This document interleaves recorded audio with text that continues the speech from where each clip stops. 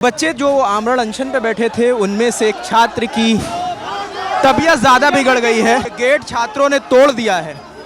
कुछ लोगों ने उसे गोदी में ही उठा लिया है क्योंकि स्ट्रेचर की यहाँ पे व्यवस्था नहीं है। लोगों का कहना है कि यहाँ पे डॉक्टर नहीं है।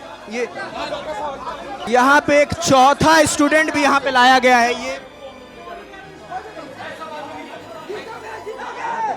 इन्हें कहाँ ले जा रहे हैं? पीएमसीएच। यहाँ पे डॉक्टर नहीं है क्या?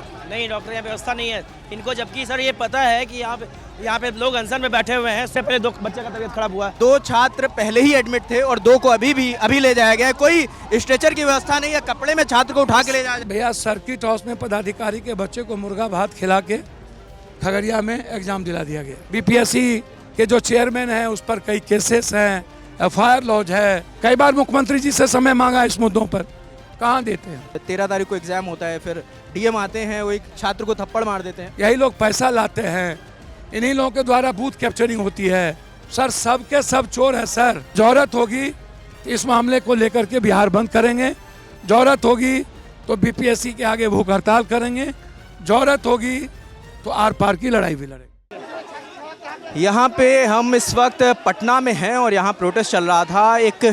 कुछ बच्चे जो आमरण अनशन पे बैठे थे उनमें से एक छात्र की तबीयत ज़्यादा बिगड़ गई है, जिसकी वजह से एम्बुलेंस बुलाई गई है और उसे अस्पताल ले जाने की व्यवस्था की गई है। यहाँ छात्र इकट्ठा हैं, गेट बंद है और गेट खोलने की कोशिश कर रहे हैं।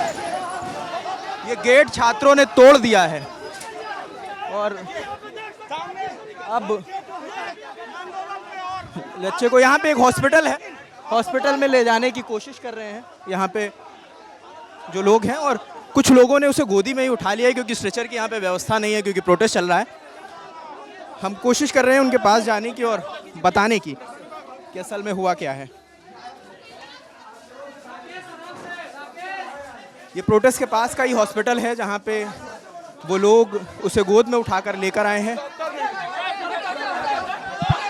यहाँ पर इन लोगों का कहना है कि यहाँ पर डॉक्टर नहीं है, ये लोग गोद में ही उसे उठाए हैं। ये मुमकिन है क्योंकि इतनी भीड़ है, जिस भीड़ में इसे ले जाया जा रहा है स्टूडेंट एस्पिरेंट को, तो ये बहुत मुश्किल है क्योंकि यहाँ कोई एम्बुलेंस की व्यवस्था नहीं है। क्योंकि और हालत बिगड़ गई है, उनके हाथों को रगड़ा जा रहा है जो उनके साथ लोग हैं। ये आसपास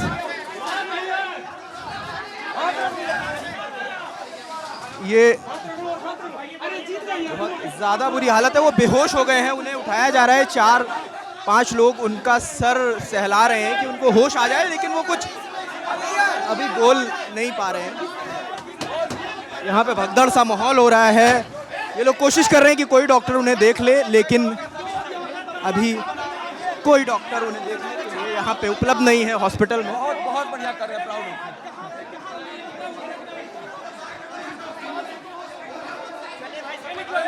यहाँ पे एट द लास्ट शायद एक डॉक्टर इन्हें मिल गए हैं। और ये लोग आज 6ठा दिन है प्रदर्शन का, ये 6 दिन से प्रोटेस्ट कर रहे थे। ऐसे कई लोग हैं, अभी तक जो मिली जानकारी है उसमें 7 लोग आमरण अनशन पे बैठे थे। इनकी मांगें थी कि जिस एक सेंटर है बापू एग्ज़ाम सेंटर, जहाँ पे एग्ज़ाम हुआ था, जहाँ 12,000 बच्चों ने एक साथ एग्ज़ाम दिया था, उसके बाद 13 तारीख को खबर आती है कि पर्चे में धांधली हुई है और आयोग की तरफ से फैसला जाता है कि उस सेंटर का एग्ज़ाम कैंसिल किया जाएगा और उस पर री एग्ज़ाम होगा। री एग्ज़ाम की डेट आ गई है, 4 जनवरी को एग्ज़ाम होना है, लेकिन उससे पहले छात्रों ने मांग की है। छात्र आंदोलित हैं पटना में। पटना का जो गर्दनी बाग है वहाँ पे छात्र आंदोलन कर रहे हैं। उनका कहना है कि सिर्फ एक सेंटर पे एग्ज़ाम कैंसिलेशन से बात नहीं बनेगी, उन्हें हर एग्ज़ाम सेंटर पर एग्ज़ाम कैंसिल होना चाहिए। तो उसी क्रम में 7 स्टूडेंट जो 7 एस्पिरेंट्स हैं वो आमरण अनशन पे बैठ गए थे। उनमें से जो अभी तक जानकारी मिली है 2 लोगों को हॉस्पिटलाइज कराया गया है और एक की स्थिति ज़्यादा बिगड़ गई है, उन्हें भी अभी यहाँ पर कंधे पर उठा के लाया गया है।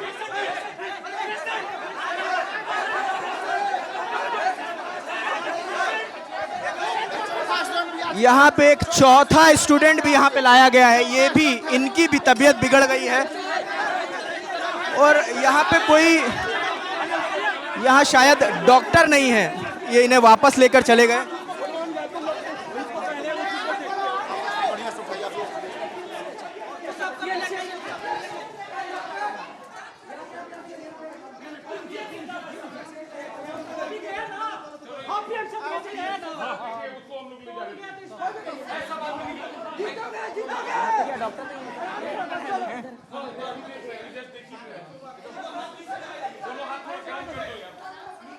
आराम से आराम से आराम से आराम से पकड़िए उन्हें, चलिए चलिए आराम से।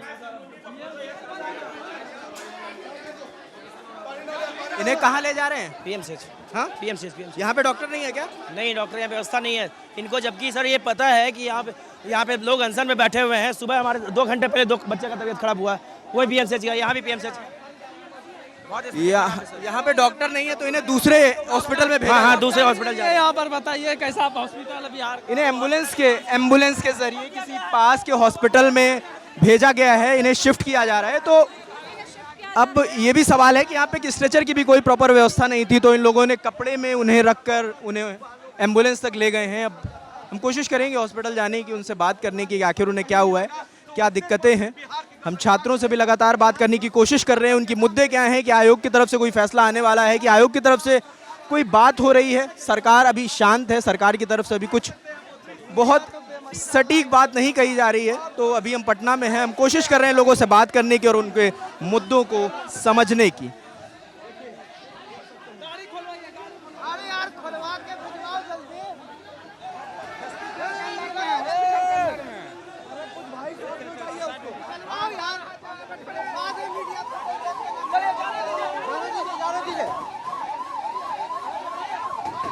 दोनों को ले गए क्या?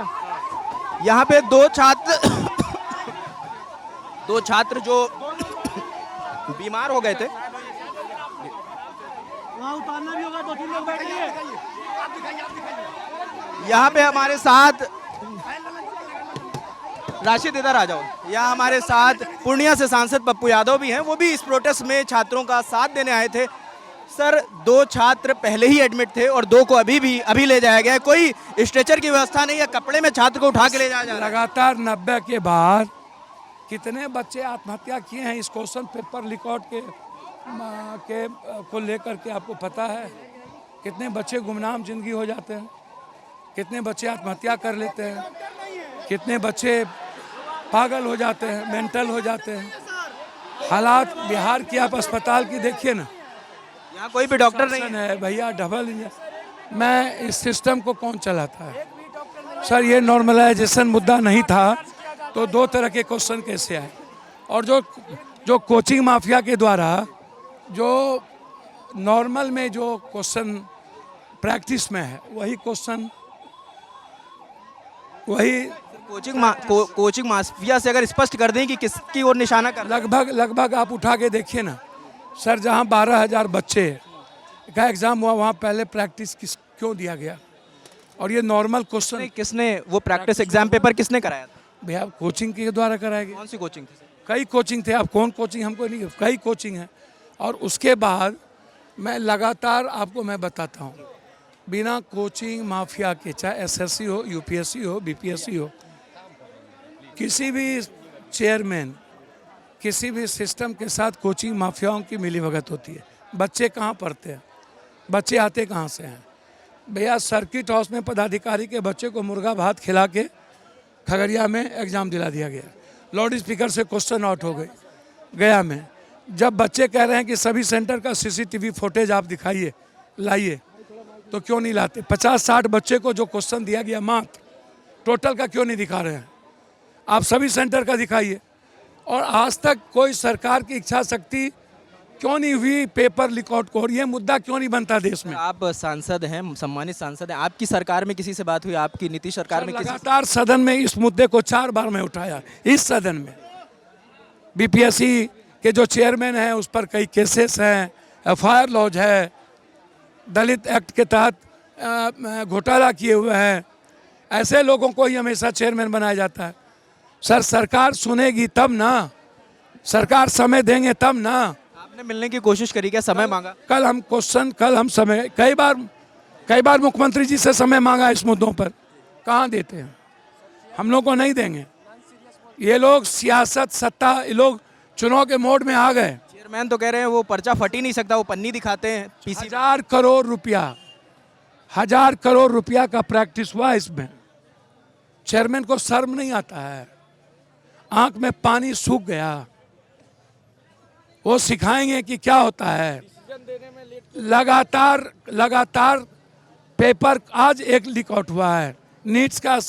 आप उठाइए ना, कब से है। आपको उम्मीद है कि सरकार की तरफ से कोई आएगा, क्योंकि 6 दिन हो गए हैं, कोई नहीं आया। मध्य प्रदेश में इसी तरह के पेपर लीक आउट हुए थे, सरकार ने मानी। और मैं नीतीश कुमार जी से हाथ और पैर पकड़ के कहूँगा कि आप आदेश दें बीपीएससी चेयरमैन की, बच्चों के पूरा री एग्जामिनेशन हो।